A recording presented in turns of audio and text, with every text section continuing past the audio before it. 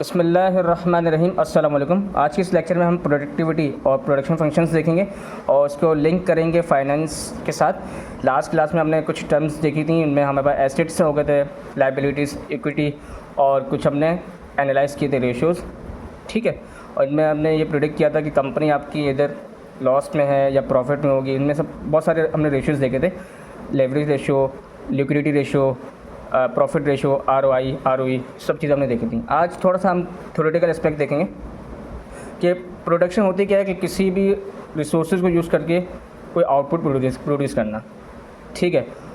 और किस पोटेंशियल के साथ कर रहे हैं, यानी मिनिमम रिसोर्सेज के थ्रू मैक्सिमम आउटपुट अचीव करना। ये हमारा क्या हो जाएगा प्रोडक्टिविटी में पोटेंशियल। सही, इसमें कुछ चीज़ें होती हैं, प्रोजेक्ट मैनेजमेंट किस तरह है, जो मैं सर्विस दे रहा हूँ उसकी क्वालिटी क्या है, क्या स्किल सेट में यूज़ कर रहा हूँ, तो ये सब चीज़ें इसमें आती हैं। हाँ, एक चीज़ और भी आती है जो बहुत इंपॉर्टेंट है प्रोडक्टिविटी में, कि वैल्यूडेशन। बीइंग इंजीनियर मैं क्या कैसी स्किल सेट यूज़ कर रहा हूँ जो कि फॉर माई सेल्फ वैल्यूडेशन है और फॉर कंपनी क्या है बेनिफिशियल है। सही है। 3 लेवल्स होते हैं प्रोडक्टिविटी में। सबसे पहला जो लेवल होता है उसको हम बोलते हैं स्ट्रेटेजिक लेवल, इसको हम प्लानिंग भी कहा जाता है। बेसिकली स्ट्रेटेजी में प्लानिंग इंक्लूड होती है। स्ट्रेटेजी में ये होता है कि हम एक रोड मैपिंग करते हैं बेसिकली, ठीक है। यानी गोल ओरिएंटेड होते हैं, इसमें हम ऑब्जेक्टिव्स डिफाइन करते हैं कि उस पर्टिकुलर सर्विस को प्रोवाइड करने के लिए हमारे पास क्या क्या थीम्स हैं, किस तरह हम अचीव करेंगे। इसमें बेसिकली हम एग्जीक्यूशन नहीं करते, इसमें हम सिर्फ क्या करते हैं, हम अपने गोल सेट करते हैं, बेसिकली व्यू क्लियर करते हैं, ठीक है। टेक्निकल लेवल जिसको मिडिल लेवल बोला जाता है, इसमें बेसिकली हम डिसाइड करते हैं कि जो हम प्रोडक्शन करेंगे उसकी लोकेशन क्या होगी, उसमें क्या क्या चीज़ें आपकी रिक्वायर होंगी, क्या क्या रॉ मटेरियल लगेगा, तो ये सब चीज़ें इसमें आ जाती हैं। और क्या बजट होगा, उसका बजट डिसाइड करना, कैपिटल कॉस्ट, रनिंग कॉस्ट वगैरह, ठीक है। उसके बाद ऑपरेशनल लेवल आता है, उसका हम लो लेवल ही बोलते हैं। लो लेवल का मतलब ये नहीं कि लो नहीं है, लो इन अ सेंस कि सबसे डीप लेवल है प्रोडक्शन का, जिसमें हम एग्जीक्यूशन करते हैं। इसमें हम बेसिकली अपने इनपुट को एफिशिएंटली आउटपुट में कन्वर्ट कर रहे होते हैं, ठीक है। इस एफिशिएंट का वर्ड जो मैंने अभी बोला है, इससे निकलता है एक नया वर्ड जिसको हम बोलते हैं प्रोडक्शन एफिशिएंसी। तो कि मैं किस तरह अपने मिनिमम रिसोर्सेज को यूज़ करते हुए मैक्सिमम आउटपुट अचीव कर सकता हूँ जो मुझे मैक्सिमम बेनिफिट दे। सही है। तो ये 3 लेवल्स हो गए, इसमें बहुत इंपॉर्टेंट लेवल्स हैं। अच्छा, अब कुछ ना फॉर्मूलाज हैं। अच्छा, इनपुट आउटपुट जिस तरह हमने पहले भी बात की थी इस पर कि इनपुट 4 होते हैं, land, cost, labour and entrepreneur. Output में फिनिश फाइनल जो गुड बनता है आपके पास, वो सर्विस जो आप बनाते हो, प्रोडक्ट हो गया, सब चीज़ होंगी। कुछ एफिशिएंसीज़ के फॉर्मूले होते हैं। सबसे पहले तो एफिशिएंसी की डेफिनेशन पता होना चाहिए हमें कि क्या होती है एफिशिएंसी। अच्छा, कुछ फॉर्मूले देख लेते हैं। प्रोडक्टिविटी जैसे मैंने बताया, इसमें हम बेसिकली एफिशिएंसी देख रहे होते हैं, आउटपुट और इनपुट। आउटपुट तो आपका, अच्छा, आउटपुट 2 तरीके का होगा, एक तो टोटल आउटपुट होगा, एक होगा फिनिश आउटपुट। टोटल आउटपुट में होगा कि अब आउटपुट बहुत तरीके से हो सकते हैं। फॉर एग्जाम्पल मैं किसी कंपनी में काम कर रहा हूँ, उसमें आउटपुट आ रहे हैं, रॉ मटेरियल के थ्रू आपके प्रोडक्शन हो रही है, लेकिन कुछ पार्ट्स ऐसे होते हैं जो कभी कभी डिफेक्टिव बन जाते हैं, लेकिन होता वो आउटपुट ही है। कुछ पार्शियली कंप्लीट होते हैं मंथ वाइज अगर देखें, और कुछ आपके फिनिश फॉर्म में होते हैं, वो होता है आपका टोटल आउटपुट। फिनिश आउटपुट में होगा कि जो कि कम्प्लीटली बिल्कुल स्ट्रक्चर्ड होंगे, उनमें कोई भी डिफेक्टिव पार्ट नहीं होगा। सही है।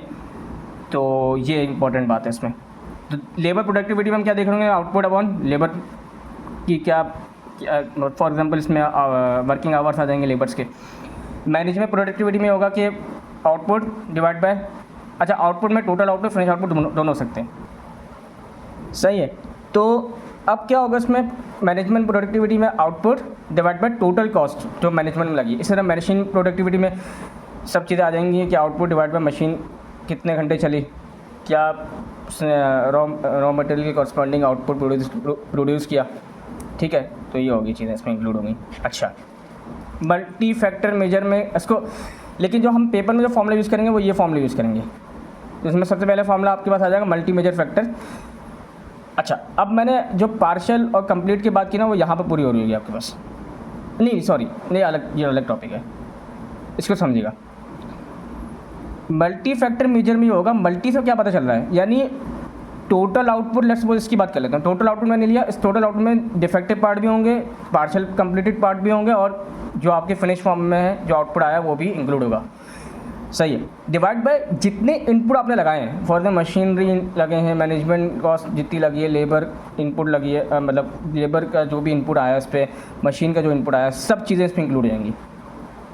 ठीक है, सही है। तो मल्टी फैक्टर मेजर में क्या होगा कि हम सब चीज़ों को इंक्लूड कर होंगे इनपुट में। आउटपुट आपका टोटल और फिनिश फॉर्म में होगा, यानी टोटल भी हो सकता है, वो डिपेंड करता है पेपर में क्या गिवन है। अगर फॉर एग्जाम्पल एग्जाम में फिनिश आउटपुट गिवन है तो फिर आप उसके हिसाब से काम करोगे, लेकिन अगर आपको टोटल आउटपुट डायरेक्ट गिवन है तो आप क्या रखोगे फॉर्मूले में, टोटल आउटपुट। सही, लेकिन इसमें आपको जितने इनपुट्स आपको गिवन होंगे सबको क्या करना होगा, ऐड करना होगा। पार्शियल मेजर में क्या होगा, पार्शियल मेजर में सिंपल ये होगा कि उस पर्टिकुलर इनपुट के कॉरस्पॉन्डिंग क्या आपके पास एफिशिएंसी रही है। फॉर एग्जांपल अगर मैं मटेरियल की बात कर रहा हूँ तो मटेरियल के इनपुट पे, रॉ मटेरियल के इनपुट पे क्या आउटपुट आया। ह्यूमन की बात कर रहा हूँ, ह्यूमन रिसोर्स में लेबर वगैरह आ जाएगा, तो उसके कॉरस्पॉन्डिंग क्या आउटपुट आया, तो ये होगा पार्शियल मेजर। सही है, तो ये इस तरह है। अच्छा, अब एक ग्राफ देख लेते हैं जो कि बहुत इंपॉर्टेंट है। इस तरह प्रोडक्शन फंक्शन है, प्रोडक्शन फंक्शन मैंने बता दिया कि किस तरह आप maximum output with in the minimal resource आप अचीव कर सकते हैं। एफिशिएंसी हो गया। अच्छा, शॉर्ट रन में क्या होता है कि आपकी जो टेक्नोलॉजी होती है फिक्स हो जाती है, तो कि जैसे बात है टेक्नोलॉजिकल चेंज अगर आप शॉर्ट रन में लेकर आ जाएंगे तो जैसे बात है उसके अकॉर्डिंग काम करना है, उसको प्रैक्टिस करना है, उसकी ट्रेनिंग देना, बहुत टाइम लग जाता है उसमें। तो शॉर्ट रन बिजनेस में टेक्नोलॉजी में चेंज नहीं आता, फिक्स हो जाती है। लॉन्ग रन में आप जैसे बात है फिर आप साथ साथ प्रोडक्शन कर रहे होते हो तो वो एडजस्ट हो जाती है आपकी, बस टेक्नोलॉजिकल चेंज जो होता है आपका क्या हो जाता है, एडजस्ट हो जाता है, उसमें इतना मसला नहीं होता, क्योंकि आपकी कंपनी विस्टर्न कर जाती है टेक्नोलॉजिकल चेंज पे, आपकी ट्रेनिंग भी हो जाती, उस मशीन के कॉरस्पॉन्डिंग जो नई टेक्नोलॉजी आती है आपके पास उसकी ट्रेनिंग भी हो जाती है, क्योंकि प्रोडक्शन रुकती नहीं है ना। अगर आप शॉर्ट रन में ही टेक्नोलॉजी चेंज कर दोगे तो फिर आपको पहले तो जो पुरानी टेक्नोलॉजी के क्या कहते हैं हैंड्स ऑन जो लेबर्स हैं उनको पहले ट्रेन करना होगा, तो उसमें ज़्यादा टाइम लगेगा, तो प्रोडक्शन क्या हो जाएगी, रुक जाएगी। अब इसी तरह कुछ एक ग्राफ था, ये ग्राफ हमने उसमें भी देखा था, याद होगा आपको, जब हम प्रोडक्शन कॉस्ट वगैरह निकालते थे, प्रोडक्शन थ्योरी पढ़ रहे थे, तो उसमें मैंने इस तरह का ग्राफ देखा था। तो आपको आइडिया होगा कि जब हम प्रोडक्शन करते हैं तो शुरू में क्या होता है, जैसे जैसे हम आउटपुट हमारा बढ़ता है तो कॉस्ट हमारी कम हो रही होती है। क्यों?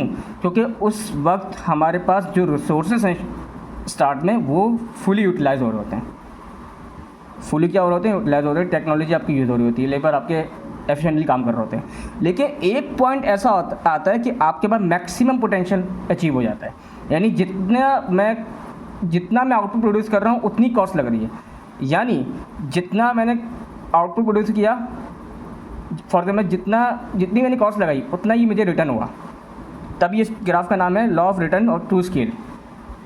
सही है।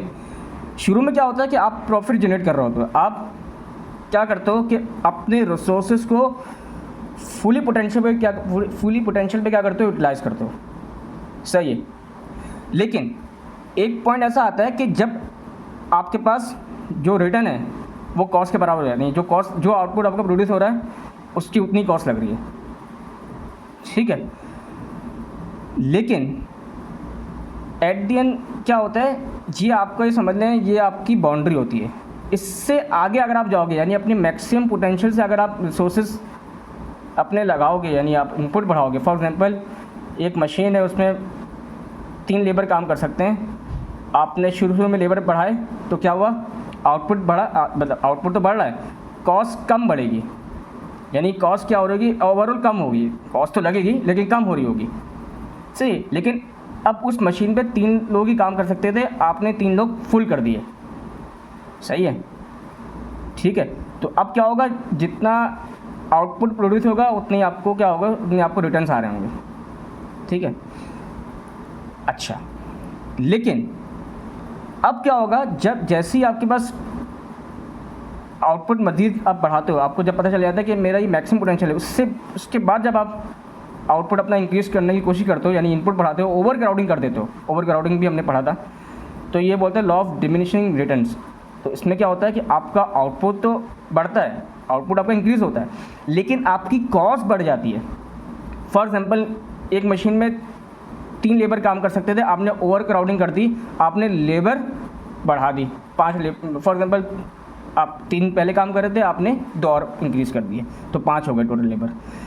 तो अब क्या हुआ, कैपेसिटी 3 की थी, अब क्या मसला क्या होगा कि आपको उस लेबर को पे तो करना है, तो कॉस्ट आपकी बढ़ जाएगी, आउटपुट आपका उसी रेशियो से बढ़ रहा होगा, तो आउटपुट कम होगा, कॉस्ट ज़्यादा लग रही होगी, सही है। तो कॉस्ट आपकी ज़्यादा, आउटपुट फिर बढ़ेगा, ठीक है, लेकिन कॉस्ट बहुत ज़्यादा इंक्रीज़ होना शुरू हो जाएगी, ठीक है।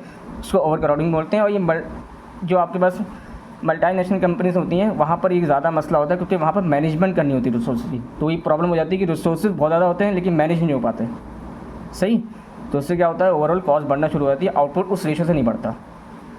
तो ये कुछ चीज़ें थी जो कि इम्पोर्टेंट थी। तो इसको बस ये थ्योरेटिकल एस्पेक्ट था प्रोडक्टिविटी का। इसकी ग्राफ वगैरह हमने वैसे ही स्टडी किए थे डिटेल में, तो वो लेक्चर होगा प्रोडक्शन एक्टिविटी के प्रोडक्शन थ्योरी के नाम से एक लेक्चर पूरा, वो देख लीजिएगा, तो वहाँ से और चीज़ें क्लियर हो जाएंगी। यानी इनपुट ऑप्टिमाइजेशन का एक होता है इसमें, यानी मैं अपने इनपुट को किस तरह यूज़ कर सकता हूँ। लेकिन इसमें एक इंपॉर्टेंट बात यहाँ लिखी हुई है कि इनपुट बढ़ाने से लाजमी नहीं है कि आपका आउटपुट बढ़े, आपका आउटपुट भी इंक्रीज़ करना नहीं। अगर मैं इनपुट बढ़ा रहा हूँ, मुझे देखना है कि यार एक पर्टिकुलर पॉइंट पे कितने इनपुट बढ़ाने पे आउटपुट बढ़ेगा, वरना क्या होगा, ओवर क्राउडिंग हो जाएगी।